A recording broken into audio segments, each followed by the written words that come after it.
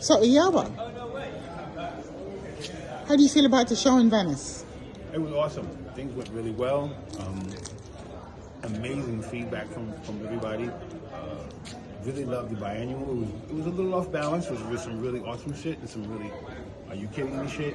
But it was just the whole experience of coming here. It's one of those things where you prove to yourself that you belong. You know what I'm saying? Not only do you belong, that you can resonate.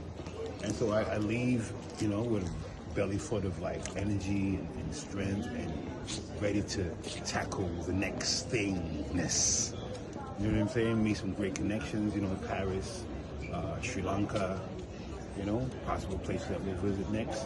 And I really loved it. I thought it was awesome. And I had a great birthday. Thank you so much. Is the places you're mentioning, is it as a result of the connections that you've made here? Absolutely. That's why I teach it to my artists that paint. You got to listen with all your senses, and that goes for the whole component, all of it. You have to be present.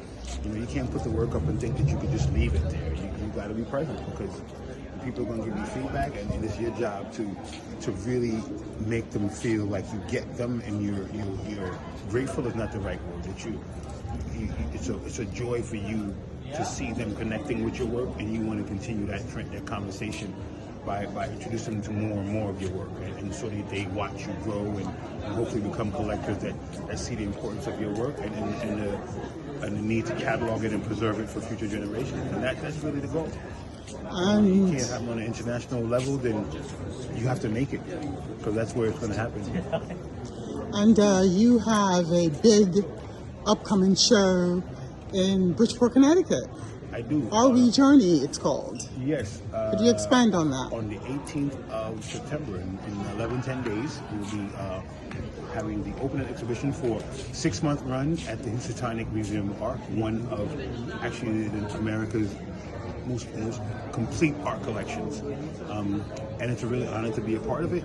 61 paintings telling the story of Caribbean, African Caribbean people migrating through North America and Europe during the 20th century. Really very proud of it. It's an ode to Jacob Lawrence, so it's done in his storytelling style with characters that I've been working on for years and years. So I'm really excited to sort of see probably 15, 20 years of research and trial and error work out into these faces that are one part African and one part sort of my take on simplifying the human form. And man, I can't wait for people to come in and see it and enjoy it and get into it and share it with us. And it's going to be up for 6 months, which is one of the cool things with working with a museum.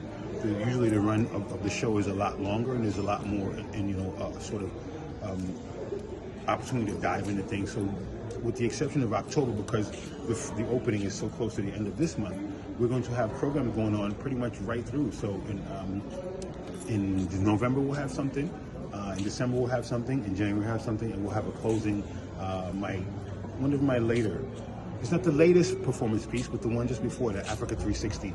We're going to do that as a closing in February. But all that information can be found if you just go on Housatonic Art Museum of Art, Bridgeport, Connecticut.com, and you will get all the information and probably more than you need. The show is completely free. Opening night is going to be from 6 to 8. Bringing in some of my friends. We're going to kind of do some surprises and just share the immigrant experience from every angle possible, in song and in dance and in paint and in poetry and in words and in conversation. So come through, and we really, really hope you guys can make it out. And if you can't, share people. Some of you guys, I know you guys, some of you guys survive on Jamaican patties. If that's your only connection to the Caribbean, you should come too, because you're going to see things in there that are going to blow your mind. And for Caribbean people, I guarantee you beyond a shadow of a doubt, I was born in 1969. If you were born in anything beyond my era, moving right up to 2000, 1999, there's going to be something in there that resonates with you on a really personal level, because that was my goal, was to tell our story, our journey. And is there anything special you'd like to share with us about Venice, Italy? Venice, connections. We made great connections here. Got a chance to share my poetry. We will definitely be back. We've been invited back already.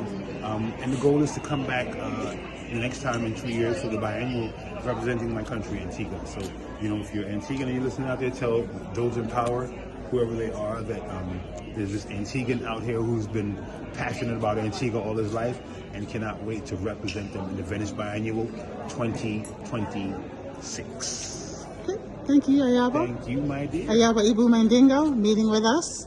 Thank you so much. All right.